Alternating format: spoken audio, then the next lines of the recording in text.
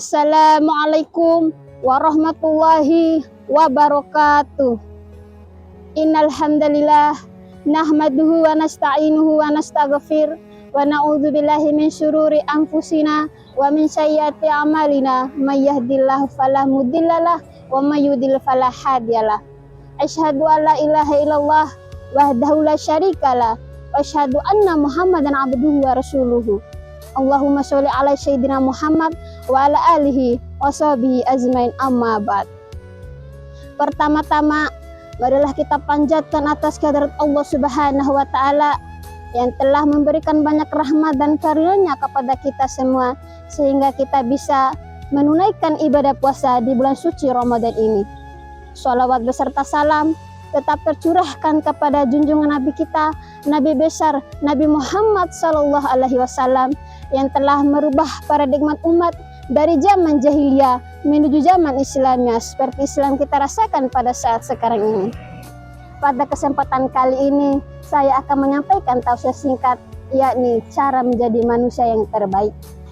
Kita pastinya ingin dan wajar jika menjadi manusia yang terbaik. Namun bagaimana sih cara menjadi manusia yang terbaik?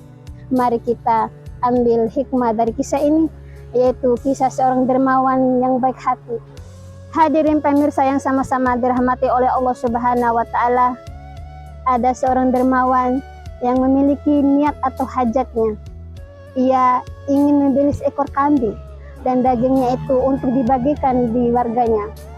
Ia pun mendatangi si ustadz untuk meminta bantuan. Kemudian si ustadz pun mendatangi rumah si dermawan untuk membawakan bagian yang dimintai oleh si dermawan. Setelah dibuka ternyata isinya adalah lidah dan hati. Hari pun berlalu dan besoknya si dermawan mendapatkan rezeki lagi. Ia pun ingin melakukan hal yang sama dengan membeli seekor kambing dan daging yang dibagikan di warga desa. Ia pun meminta tolong lagi kepada si ustadz untuk melakukan hal yang sama, yaitu dagingnya dipotong dan dibagikan di warga desa. Maka si ustadz pun menjalankan hal demikian. Setelah dibuka ternyata isinya adalah lidah dan hati.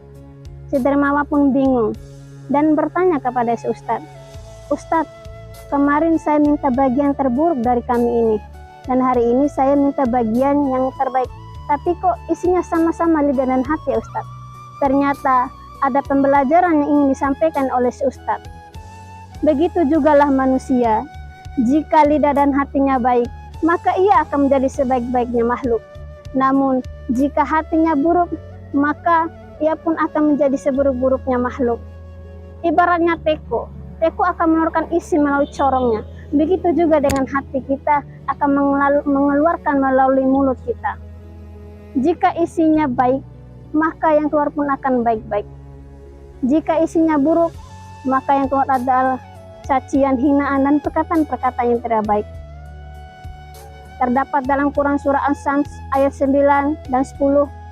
A'udzubillahi minasyaitonirrajim. Bismillahirrahmanirrahim. Qad aflaha man zakkaha wa qad khaba man dassaha. Sungguh beruntung orang yang menyucikannya dan sungguh rugi orang yang mengotorinya. Hadirin pemirsa yang sama-sama dirahmati oleh Allah Subhanahu wa taala.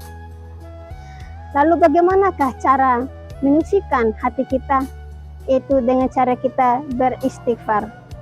Amalan yang paling dicintai oleh Allah adalah ketika kita beristighfar sebelum fajar ataupun sebelum subuh. Terdapat dalam Quran surah Al-Imran ayat 17, Allah Subhanahu wa taala berfirman yang artinya, orang yang sabar, orang yang benar, dan orang yang taat, orang yang menginfakkan harta, dan orang yang memohon ampun pada waktu sebelum fajar. Dari ayat ini Allah Subhanahu wa taala memasukkan 4 golongan orang yang beristighfar ini agar meminta ampunan kepada Allah Subhanahu wa taala. Kemudian yang kedua adalah berkumpul dengan orang-orang yang soleh. Dan kita berkumpul dengan mereka, lisan kita dan hati kita terjaga dari hal-hal yang tercela atau menimbulkan dosa. Di bulan suci Ramadan ini, di mana puasa itu adalah menahan, selain menahan lapar dan dahaga, kita menahan hawa nafsu yang membuat amalan kita turun, yaitu dengan menjaga lisan dan hati melalui mengikuti majelis-majelis taklim dan berkumpul dengan orang-orang yang soleh.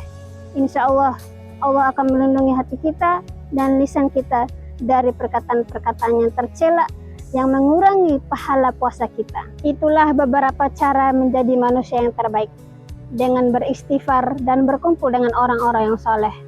Maka hati dan lisan kita terjaga dari hal-hal yang membuat kita terjerumus dari dosa besar. Demikianlah tausiah singkat ini. Semoga bermanfaat untuk kita semua. Billahi taufiq wal hidayah. Wassalamualaikum warahmatullahi wabarakatuh.